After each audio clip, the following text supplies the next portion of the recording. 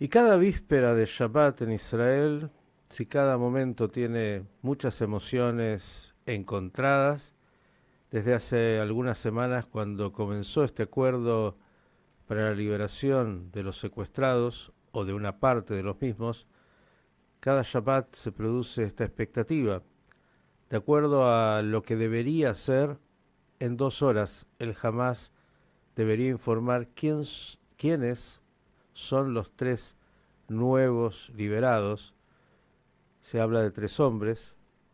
Por otro lado, no lo confirman, pero la cadena Al Jazeera ha dicho que Shiri, Kfir y Ariel Vivas serán devueltos pero sin vida. Eso marca la agenda. A eso le podemos agregar todo lo que está pasando luego de los anuncios de Donald Trump y más. Bien, vamos a ir a Israel. Avesado cocinero, abogado especialista en Derecho Público Internacional y periodista. Con esa combinación lo saludamos al querido doctor Jonathan Meta. Johnny, ¿cómo estás? Buenas tardes. Buenas tardes, buenos días, en realidad, Miki, para vos y para toda la audiencia. Lo de cocinero no sé si te lo tomo, pero bueno, hago el intento. Bueno, ya eso es bastante, le cuento, para un buen cocinero. Johnny, ¿por dónde quieres arrancar? ¿Alguna información puntual? A ver, voy a empezar por cosas que no son las habituales. ¿Cómo está el clima? Porque también eso en estas épocas ahí también afecta y ha tenido incluso consecuencias, algunas no muy felices. Sí, bueno, estamos en el medio de una tormenta invernal, digamos, muy fuerte, con vientos muy fuertes. Como vos comentás, y lo deben haber comentado también en el día de ayer, esto produjo una tragedia en Gaza, ¿no? 2 soldados muertos, 8 heridos por una grúa que se desplomó, básicamente. Cuando uno ve los videos, es algo que es tremendo. Y sí, estamos, la verdad es que en esta situación, y si le sumamos a eso, está nevando en el norte de Israel. Ahora, generalmente esto es la imagen de la nieve en Israel, en el norte de Israel, es una imagen llena de turismo, llena de gente, es buena para los comercios, y este no es el caso, lamentablemente, de este año. Esperemos que 2026 lo sea.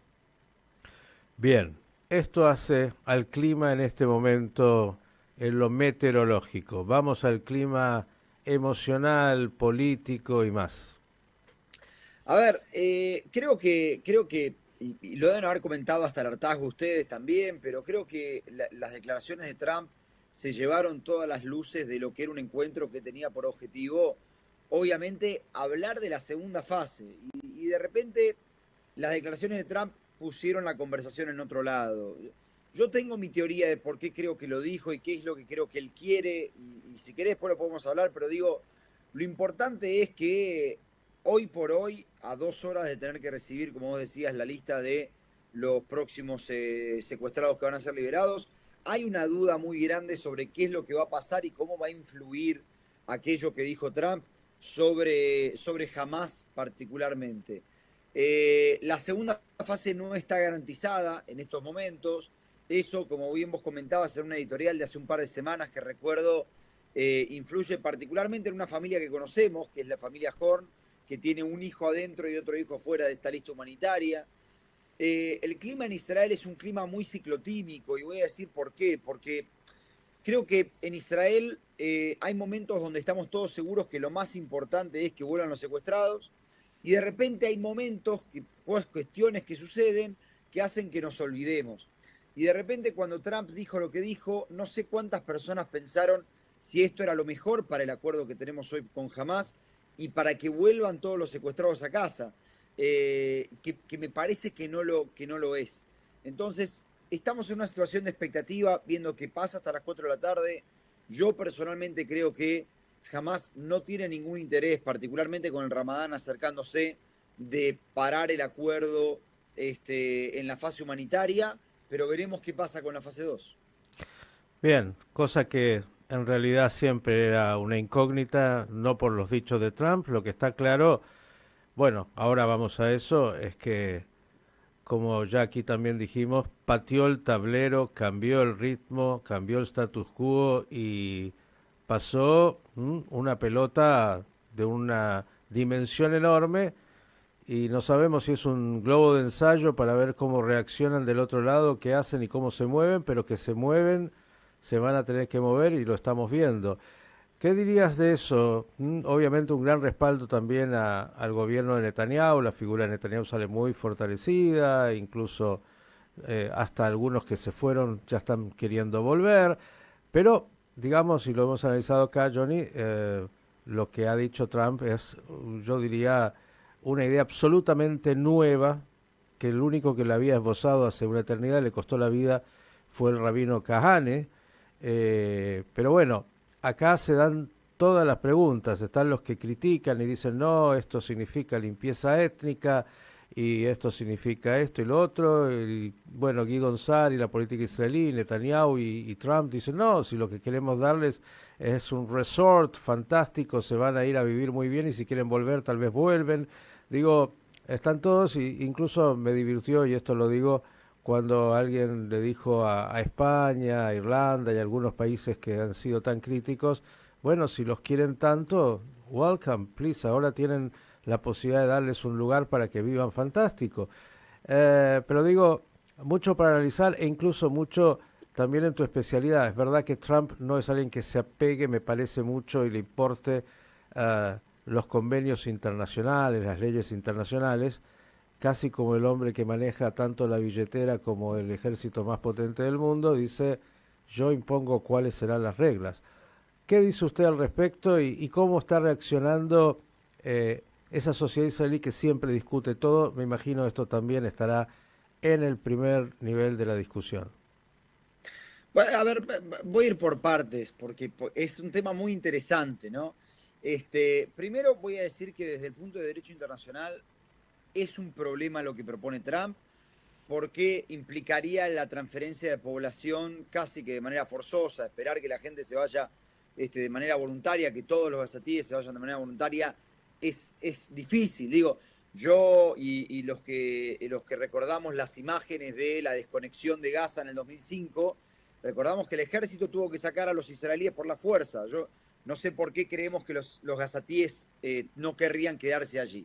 Bueno, Dicho los esto, hay israelíes algo que tenían, también hay que prestar. los israelíes tenían algunas casas bastante bien armadas, algún desarrollo. Hoy Gaza es de verdad un lugar invivible, más allá de que no todo es estímulo económico y confort, menos con los gazatíes, porque si no, no estaría el Hamas. Exactamente, y ahí va el segundo punto, desde el punto de vista de derecho internacional, sin analizar lo que dijo Trump, ahí va el segundo punto. Hay un problema muy grande en que Trump haya dicho esto y Netanyahu haya sentido al lado de él con la cabeza, por una sola razón. El hecho de que hoy todos hablemos de que Gaza está completamente destruido y que no se puede vivir allí, es cierto, pero no es producto de un terremoto, digo, no es producto de un acto de la naturaleza. Entonces, muy probablemente aquello que dijo Trump y Netanyahu asintiendo va a ser utilizado en contra de Israel dentro de lo que es el caso de la Corte Internacional de Justicia por Genocidio.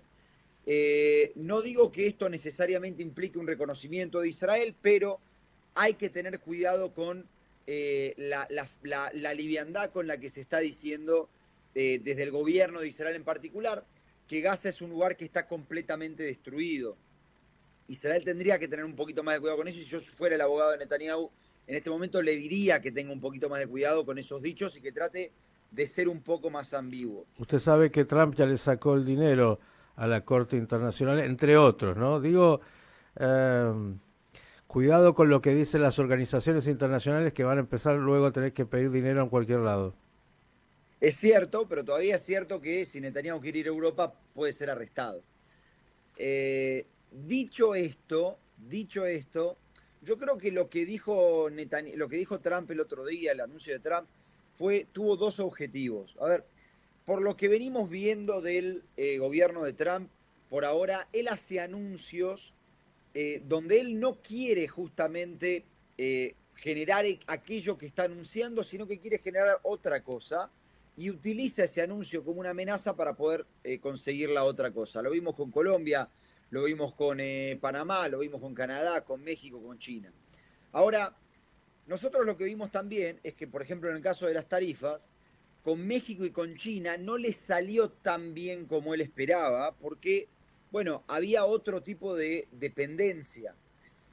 En este caso, a mí me parece que lo que Trump quiso decir, o lo que Trump quiso, el objetivo de Trump con este comentario, que a las 24 horas un poquito se terminó desmoronando, porque la Casa Blanca dice, bueno, no vamos a mandar en realidad tropas y no vamos a financiarlo. Me parece que el primer objetivo de este comentario fue conseguirle a Netanyahu la posibilidad de seguir a la fase 2. Y ese objetivo se cumplió de manera excelente, voy a decir. Ben-Gvir y Smotrich, que son los dos que amenazan al gobierno, al segundo dijeron que si se acepta el programa de Trump, entonces ellos van a volver al gobierno y no van a amenazar la continuidad del gobierno. Hay que recordar que si el programa de Trump fuera un programa real, es para la tercera fase. Por lo tanto, la fase 2 se haría y muy probablemente después tenemos que discutir si es real o no. Por lo tanto, voy a decir, el primer objetivo se cumplió y se cumplió de manera muy exitosa, si es que este fue el objetivo, y en eso Trump me parece que hizo una muy buena movida. Le dio una espalda a Netanyahu para poder avanzar hacia la fase 2, algo que Biden ni con la misma idea le hubiera podido dar porque Ben-Gvir y Smotrich no hubieran confiado en él. Ahora, hay otro objetivo, si me preguntás a mí, de esto que dijo Trump, y es intentar que se bajen ciertos países de ciertas exigencias para poder hacer un acuerdo regional. En particular estoy hablando de Egipto y Jordania, que se bajen de que sea la autoridad palestina quien gobierne sobre Gaza, y que Arabia Saudita se baje de la demanda de la creación de un Estado palestino con la capital en Jerusalén del Este para normalizar con Israel. Esa parte del objetivo por ahora no se cumplió. Trump va a tener la semana que viene una reunión con el rey Abdullah II, va a tener conversaciones telefónicas y ya ha tenido con Assisi, simplemente para recordar, el presidente egipcio fue el primer mandatario que recibió una llamada de Trump desde que él ingresó a la Casa Blanca nuevamente. Por lo tanto, hay que ver, ahí en ese objetivo es donde por ahora el resultado no se vio. Arabia Saudita, digámoslo en criollo, le cantó el retruco y dijo, no, nosotros hasta no tener un Estado palestino con capital en Jerusalén del Este, no va a haber relaciones diplomáticas con Israel. Entonces hay que ver, me parece que una parte, que es la de la política israelí, le salió muy bien, y la otra parte le está saliendo más parecido a lo que está pasando con México y con China en las tarifas, donde al no depender tanto de él, me parece que no está consiguiendo aquel efecto que quería. Bien, un gran jugador de póker, pero que ha cambiado las cartas de lo que se estaba planteando, un pensamiento disruptivo, y eso trae por lo menos algo de salir de ese status quo de la tragedia, y habrá que ver cómo se va desenvolviendo. Creo que es interesante, más allá, como has dicho, de, bueno, que de lo concreto veremos esas reuniones que tiene tanto con Jordania, con Egipto, y lo que ya venía y viene conversando con Arabia Saudita, que tiene intereses enormes, y que no es solo el problema palestino el que de alguna manera se plantea. Y la autoridad palestina tuvo también, y es interesante, una respuesta que puede ser interesante, más allá de que algunos dirán no, sobre todo seguramente Ben-Gvir, pero ¿quieres comentar qué es lo que planteó? La autoridad palestina, y esto a raíz de esto que decimos todos de, bueno, por fin vino una respuesta creativa, la autoridad palestina tuvo su propia respuesta creativa y dijo, miren, saquen a todos de Gaza, mándenlos a Judea y Samaria, dennos una ciudad nueva al este del Jericó, y con eso nosotros vamos a recibirlos y aceptar vaciar Gaza. Obviamente, nunca Israel accedería a entregar todo Judea y Samaria a la autoridad palestina de esta forma, tampoco a darles una ciudad nueva. Pero me parece que demuestra esto, Miki, que es la clave de toda la cuestión. Si nosotros queremos hablar de resolver el problema de los gazatíes, vamos a decir, resolver el problema de Gaza, o resolver el problema del Estado palestino, no existe ninguna forma de que esto suceda de manera unilateral. O sea, no puede Trump hacer propuestas unilaterales de las que no haya en esa conversación contrapartes árabes, y tampoco puede Israel hacer propuestas para la solución de un Estado palestino o qué sé yo, donde no haya un real diálogo con las autoridades palestinas. Me parece que eso es lo que nos muestra todo esto. Y ahí yo digo, cuando Trump tuvo su primer mandato, él apareció con la historia del plan del siglo. El plan del siglo fue muy polémico porque de hecho el plan del siglo fue un plan que no fue de ninguna forma hablado con los palestinos. Cuando él apareció con el plan del siglo, algo que la derecha estaba casi que bailando alrededor de eso, vino Emiratos Árabes y dijo, mirá, si ustedes se olvidan del plan del siglo y se olvidan de la anexión de Judea y Samaria, algo que había anunciado Netanyahu unos meses antes, nosotros les damos los acuerdos de Abraham. Entonces yo digo, me parece que esto demuestra que, punto número uno, no se puede llegar a soluciones reales sin diálogo, pero punto número dos, que el objetivo es otro. Así como el plan del siglo muy probablemente Trump sabía que no era aplicable y surgió otra cosa que fue buena, me parece que el objetivo acá también es otro y que la autoridad palestina ese plan lo hizo como respuesta a todos los que felicitaban la originalidad de Trump. Y seguramente hay mucho por detrás de escena que no conocemos y que es lo que finalmente en algún momento tal vez aparece. En esto de Trump, tal vez lo último por mi lado, también está obviamente el eje del mal, que se ve debilitado, pero que también se ve amenazado, que responde y que también tiene mucho para decir en lo que pueda pasar. Me refiero a Irán. ¿Cómo ves lo que los persas vienen planteando, sobre todo los ayatolas, digamos, porque los persas seguramente si pudieran se acercarían a otras propuestas? Sí, Irán, bueno, ahora el líder supremo, digamos, dijo que no sabe si va a negociar con Estados Unidos, que no es algo bueno y que no hay respeto. Esto después de que Trump haya aplicado sanciones. Hay una realidad. Irán sabe que la única salida que tiene es un acuerdo con Estados Unidos. Y Estados Unidos, la administración de Trump, sabe que la única salida que tiene es un acuerdo con Irán. De hecho, si te fijas, Trump habló muy livianamente de sacar a los gazatíes de Gaza, pero no, cuando le preguntaron por Irán, si bien en la administración anterior la respuesta de un posible ataque a Irán siempre era tenemos todos los planes sobre la mesa, la respuesta de Trump fue vamos a hacer un acuerdo. O sea, Trump no oculta que con estos jugadores grandes él sí prefiere hacer un acuerdo y lo viene diciendo desde la campaña. Yo creo que lo que vamos a ver en las próximas semanas particularmente, va a ser una demostración de fuerza, va a ser ver a dos personas mostrándose los músculos para ver quién tiene los mejores músculos, los más firmes, los más grandes, y luego de eso vamos a ver muy probablemente un acuerdo entre Irán y Estados Unidos. Hoy Irán precisa de eso, hoy Estados Unidos precisa de eso porque su política es la de America First y no puede estar financiando o cooperando en ataques israelíes en Irán, que son ataques que no puede hacer Israel solo. Y en ese sentido creo que vamos a ver un arreglo. Lo que probablemente nos da a nosotros una pista de lo que puede pasar es lo que está sucediendo en el Líbano. En el Líbano estamos viendo una especie de arreglo que, si bien frágil, está cada vez encontrando más diálogo. La primera semana de retorno de los libaneses al sur del Líbano fue una semana de caos, con muertes, con heridos, y la segunda semana fue una semana muy silenciosa, particularmente por la mediación que hubo entre las nuevas autoridades libanesas y el partido Amal en el Líbano. Me parece que si vemos al Líbano, vamos a ver lo que puede llegar a pasar en Medio Oriente, en un Medio Oriente de Trump con un acuerdo con Irán.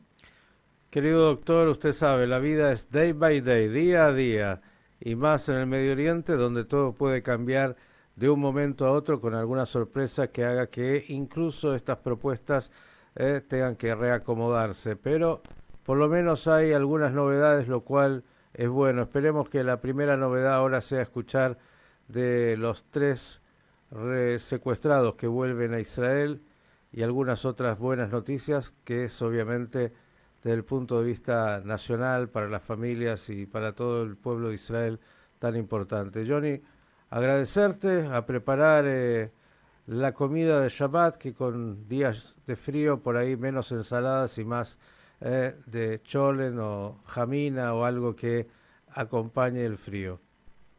Será noche de sopa y platos calientes porque con 2 grados se necesita. Uh, a disfrutar entonces porque de vez en cuando ahí también hace frío. Un abrazo grande y Shabbat Shalom. Abrazo enorme, Miki. Shabbat shalom. Chau, chau. El doctor Jonathan Meta, ¿eh? Pasamos un poquito por la agenda de Israel, música y seguimos.